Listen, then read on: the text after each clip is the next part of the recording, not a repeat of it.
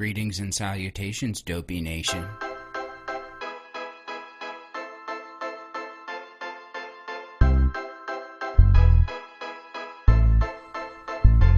I wanna take a walk around the world. I wonder would it do me any good?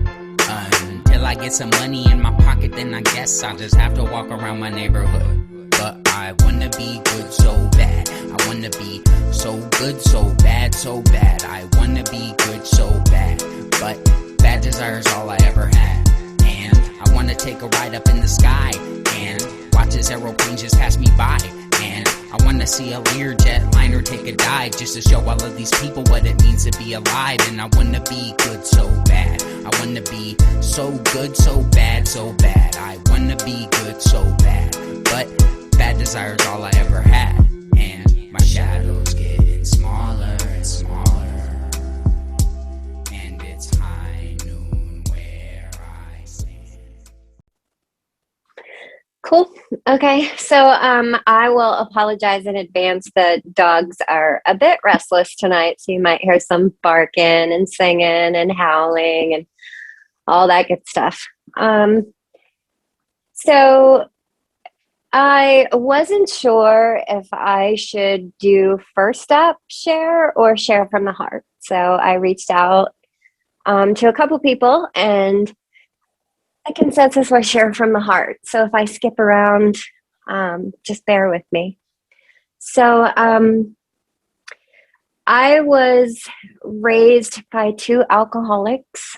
The story of my birth, as told to me, was basically that my dad was all jacked up on Coke and Jack Daniels and started beating the crap out of my mom, and she went into labor. So this affliction has been with me my whole life.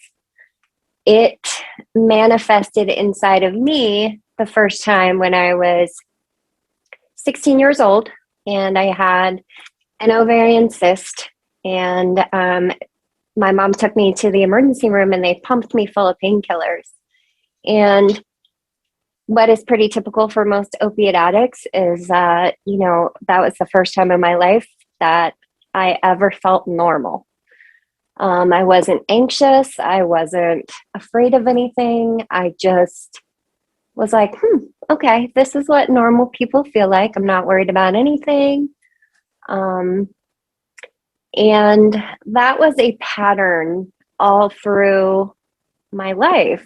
I kind of came up in a time where opiates were pretty freely prescribed by not only my doctor, but also our family dentist. Before he was a dentist, he was an anesthesiologist. So if you went in for a teeth cleaning, he was giving you sedation. He would run an IV and just knock your ass out. And teeth cleaning, you got, shit ton of Percocets. And so they were always around. I never really sought them out until probably my late 20s. I was in a super shitty relationship, and we tend to date our fathers, and I was dating an alcoholic, and I've never enjoyed alcohol. Like I went through that whole phase when I was 21 with my girlfriends and went out to bars and saw bands, but I didn't like the way it made me feel. So I grew out of that phase pretty quickly. Smoked a lot of weed. But yeah, so probably my late 20s was when I started actively seeking out different kinds of pills. I had a friend that was stealing prescription pads from his doctor, and he would write his own 10 milligrams and 30 milligrams. And I remember when it first started, I was such a lightweight that he would, alternate the prescriptions, and he would sometimes bring over the yellow 10s or sometimes bring over the blue 30s. And there were a few times I gave him the blue 30s back. I was like, I just don't like the way these make me feel. Like, I just black out and, nod out. And I just don't like this. I like the yellow ones because they give me energy. And then, slowly the tolerance starts building up. And anyways, so the first time that I realized I had a problem was when I tried to quit on my own. And I got incredibly sick. And I've always kind of been on the border of depression. And when I was going through that home withdrawal, I tried to break open a razor and slit my wrists. And the person that I was living with at the time walked in on me, and he called my mom, and my mom came, and she didn't know what to do with me. So she took me to the hospital and they locked me up in psych. And I was there for 3 or 4 days. And then I was released to a psychiatrist. And the psychiatrist, I don't know if she wasn't listening or I wasn't being as forward as I probably should have been. And she wrote me a shit ton of Xanax. And took a whole bunch of those. And I guess it was just kind of like, I was taking them. It was the first time I'd ever taken them. So I was kind of like chasing that high, I guess I was getting from when I was still taking opiates, and managed to end up back in the emergency room, and they just, kept me for observation, put me full fluids. And my mom was the one that came and picked me up when they let me leave, and she took me straight to treatment. And I remember this so vividly. My sister was driving, and my mom was in the back seat, and I was in the passenger seat, smoking a cigarette on the way to treatment. And I remember saying to my sister, "This is fucked up because I haven't even tried heroin yet." And my sister backhanded me. And so I went to treatment. I was there for 19 days. I think I stayed sober for a couple months after I got out. And the only reason I really stayed sober was because there was a cute guy I found in an AA meeting. And that was really the only time I ever saw him, was when I went to AA meetings. So kind of in and out of the rooms. And then my husband and I started dating. And I guess I fast forwarded a little bit, but that's fine. And I really wanted to give it a go. I really wanted to put my all into this relationship, and I really wanted to try. But it didn't matter how hard I tried. Even if I would stop buying stuff, I would end up in the hospital with an ovary issue, with kidney stones, having some dental procedure, excuse me, having something going on. So they were always kind of in the background of my life. And then I had a full hysterectomy when I was 35 years old.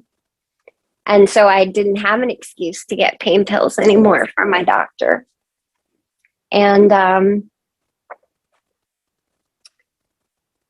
that was when I really started seeking them out, and met a couple of people that kind of dabbled, who hooked me up with somebody that was running them.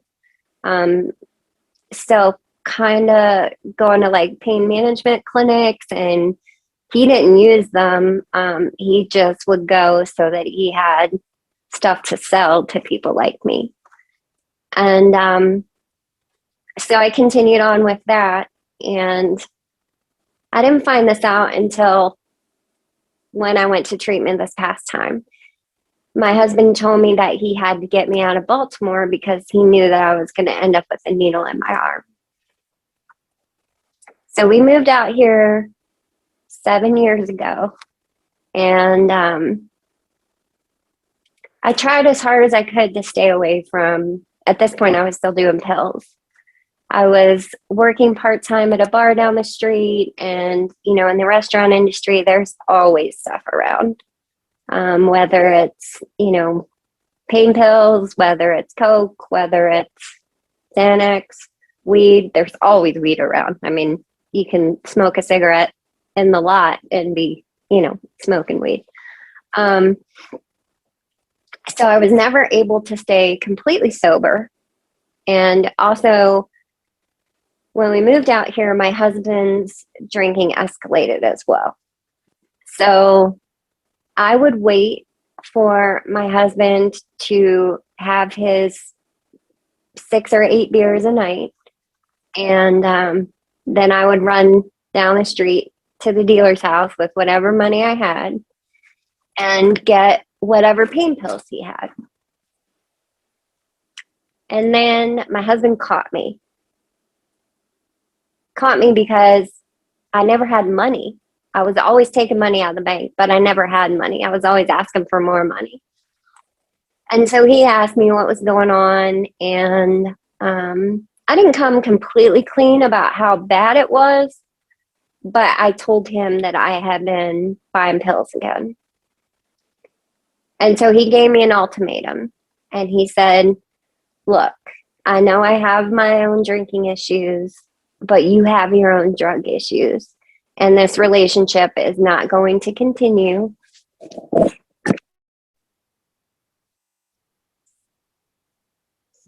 Relationship is not going to continue as long as you are going down this path of trying to kill yourself. So, it was always a back and forth. I would straighten up for a bit. He would go off the deep end. Then he would straighten up for a bit and I would go off the deep end. So we were it was just a bad cycle. But we somehow managed. I didn't get into too much trouble. I think he couldn't really rein me in too much because he didn't want to rein in what he was doing. But then when COVID hit and I lost the job that I was working with at the time, I was working at a law firm in downtown Denver. The guy gave me severance in a check. And I took that check and I went to the bank and I cashed it. And I went straight to my dealer. And he didn't have pills, but he had tar. And I always said I would never be that girl. I always said I would never do that. It was a dirty drug. I didn't know where it came from, what it was cut with, what it was going to do to me. I always felt like I was clean with the pills because at least those were coming out of a prescription bottle. But I didn't have a choice. I wanted to get high. I wanted to get lost from the craziness in the fucking world. And that day, my dealer taught me how to smoke tar. And nobody was working. Everybody was stuck in the house, but my husband's essential. So he never got to really stay home when the lockdowns and everything happened. I was getting unemployment, all that extra money from unemployment, from the government. And I didn't tell him about any of it. And I would just, every time I got money, every 2 weeks, I would go straight back to the dealer and buy as much as I could. I would wait for my husband to fall asleep at night. Oh, I missed one detail. Around the same time, around his birthday, he quit drinking. Cold turkey. No treatment, no meetings, no nothing. Just decided he had enough and he just up and quit. So what I would do is I would wait for him to fall asleep at night and I would go out on the deck like I was smoking a cigarette. And I think he kind of got wise to me coming in and out, in and out, in and out, in and out all throughout the night because the door is not quiet. And he caught me one time right around my birthday. And I told him it was hash. And he was like, I don't know much about marijuana, but I know that's not, I'm sorry, I don't know much about hash, but I know that's not hash. He was like, hash doesn't smell like that. He's like, we smoked it in high school. We smoked it together in high school. Hash doesn't smell like that. So I finally came clean. I didn't tell him how much I had been doing, how bad my habit was, but I told him what it was. And he didn't talk to me for like a week. And I was just steady using that whole time. Like, didn't stop because I was like, fuck it. I've done what I've done. He's going to do what he's going to do. I'm not going to quit doing what's making me feel good at this point in time because, whatever's going to happen is going to happen. And he finally sat me down and he's like, look, I love you. I want to help you through this. I know that it's something you struggled with, addiction, your whole life, whether it's pills, whether it's this now, whether it's at one time I had a gambling problem, like I've gone through, quite a few different phases as far as my addiction goes. And he said, what can I do to help you? And I told him, well, you can help me taper. And he fell for it. So I went and I bought some and I gave it to him. And I was working full time still. I don't know how. Somehow I would still get up and go to work. But every smoke break I took, I'd be out in my car smoking tar. So every day I would come home from work and he would leave a little bit on this little island right here for me. And I'd run straight out the door and go smoke what he thought he was giving me for the day. But I was still buying more on the side. People, when we wash their dogs, pay us in cash because, it's like a home-based business. I was always stealing money from that. So he thought that he had helped me taper off, but I was still doing it behind his back. And then about this same time last year, he went back to Maryland to visit with our families. The whole time he was gone, I called out of work. And I sat in our garage and just smoked myself into a coma, basically. And I don't know why I can still text fine when I'm high, but I can't talk on the phone. But I'm not great at talking on the phone anyway. So he would text me and I would just respond with this like gobbledygook. Like it didn't make any sense whatsoever. So he came back and he'd been home for 2 or 3 days and he caught me again.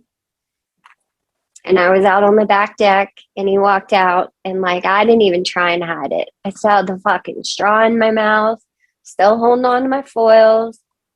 And he was like, look, detox or divorce. Like he was like, I'm not playing this time. He's like, I've been through this shit enough with you. He's like, I don't understand why I quit and you can't quit. So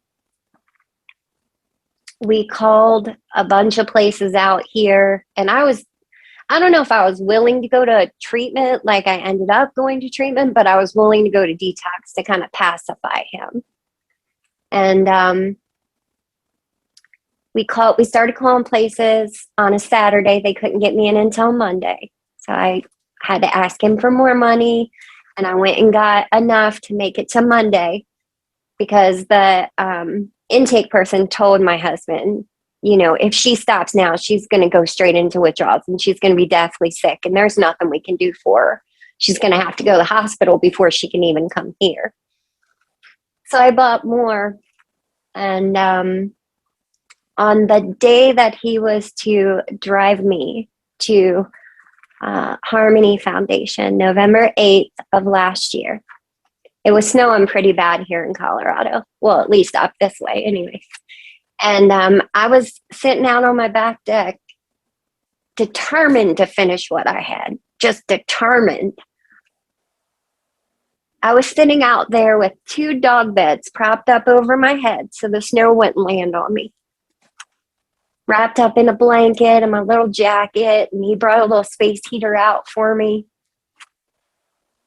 And I almost made us late for check-in. And they told my husband if she's late, she can't come in. She'll have to wait until we have another spot to check her in.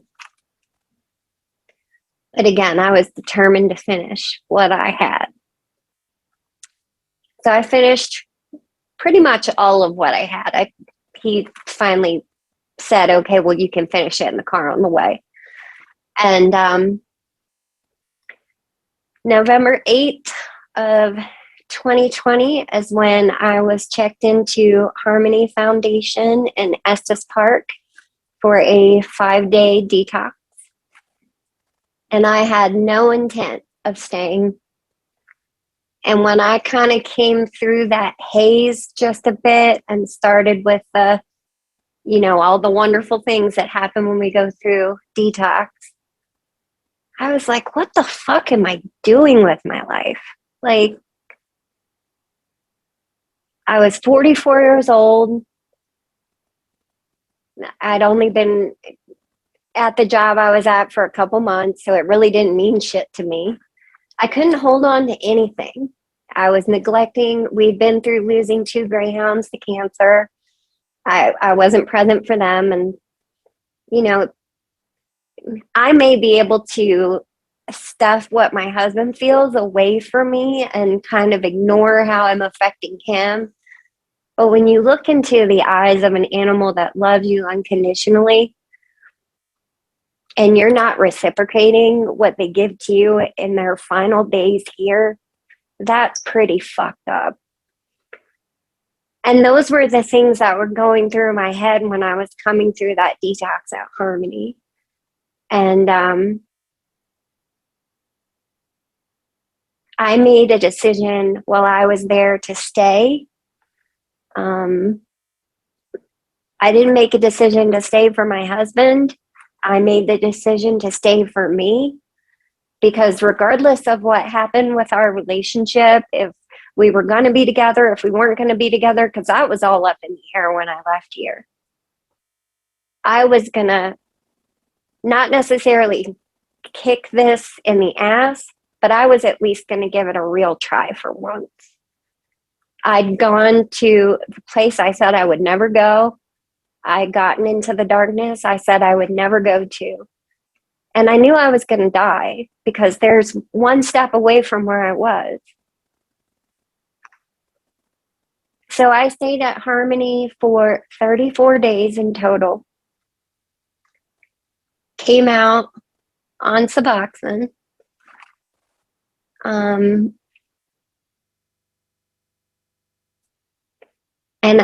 I wish I could put into words what life has been like for me in sobriety and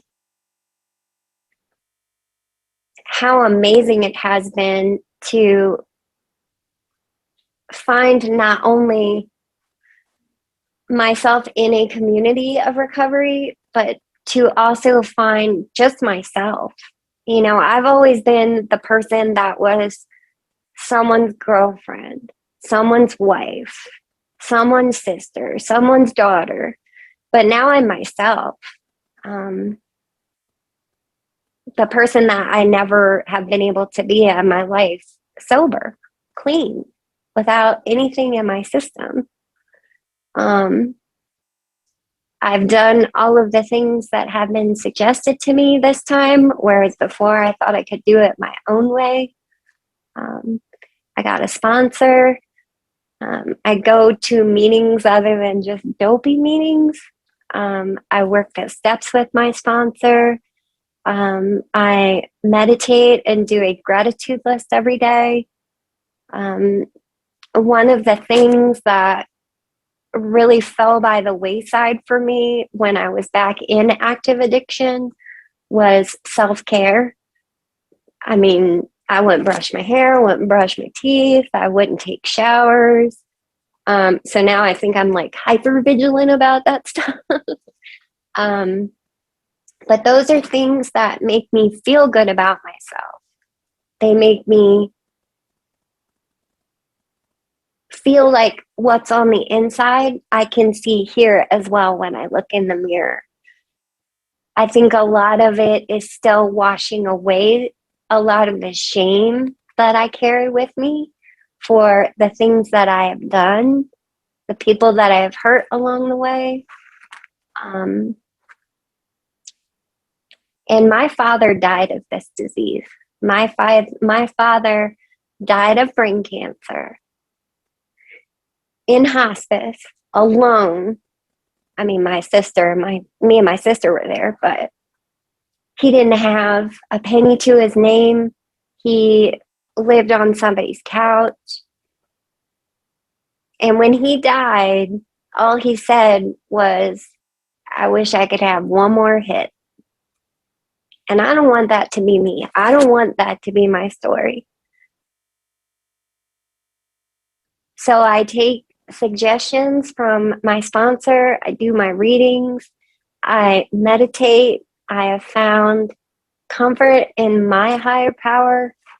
I'm still rebuilding all of the shit that I tore down.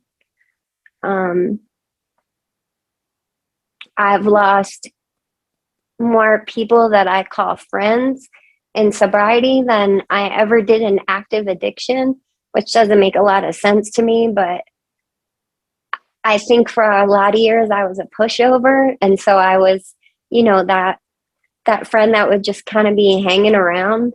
But now that I have a voice of my own, my two longest friends are no longer in my life because they don't like it.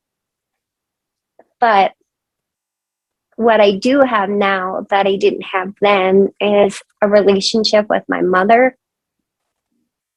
As difficult as that may be, a relationship, trying to have a relationship with my stepdad, trying to rebuild my marriage. Because, my husband, while he is an alcoholic and has not had a drink since the day after his birthday of 2020, he never lied to me about it. He did it right in front of me. He never stole money from our bank accounts to finance his drinking.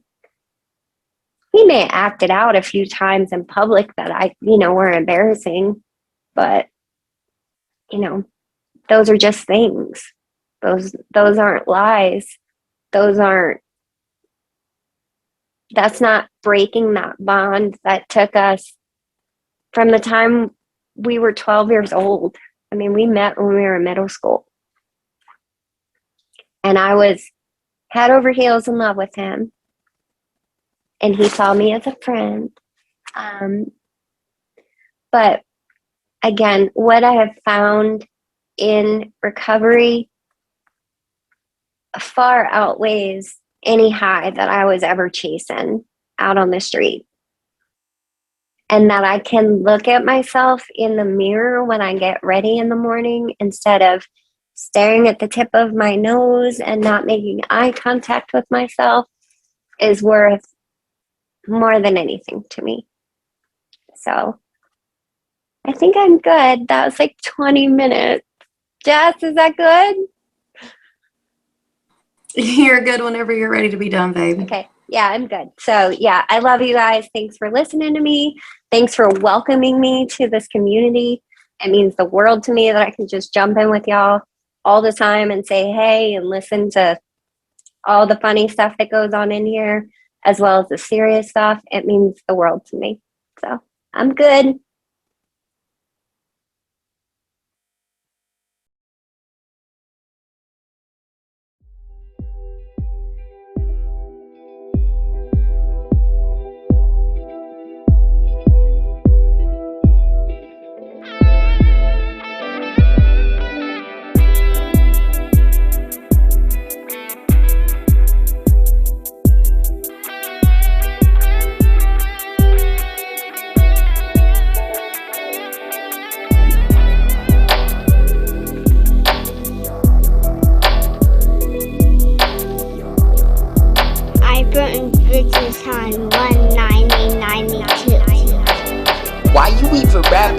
ain't got nothing left to say. I'm fighting off relapsing, but I'm clapping at you anyway. I can feel my fingers, I can't feel my leg, hot or cold. I just sobered up and I stumbled on a pot of gold. Bury my face on the gray day, fall back. I've been on the clock while you waiting for the call back. Damn, this shit reminds me of the days when I would try to make it. Your career is overrated, as I have just demonstrated. Things are looking gravy, man, oh my god, what it do? I've been feeling better while you puking on the ones and twos. Hopping on this thing just seemed like it would be fun to do. I've been burning bridges since 1992.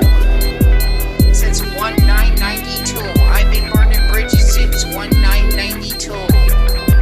Since 1992, I've been burning bridges. What the fuck you want to do? Was running from the boys in blue. I almost lost my family too. I needed coke, I needed brew. I paid for one, I needed two. Ain't blaming me, I'm blaming you. I blame that dude right next to you. Looked in the mirror, I'm blaming who? Dopey Nation, all like ooh. Dopey Dave, my favorite Jew. Dopey Zoom, I met my crew. Needed to know, I thought I knew. Needed to grow, I fucking grew. Needed to flow, I met these two. All these haters watch me bloom from irritable to spiritual. But I ain't trying to have no beers with you. You know I had to switch gears on you. You in the bathroom stall of that micro brew. You ain't about to fog up my clear view. Ain't trying to fight, so I just flew. You thought I'd bite, but I put up two. All recoveries, what I've been up to. And I've been burning bridges since 1992.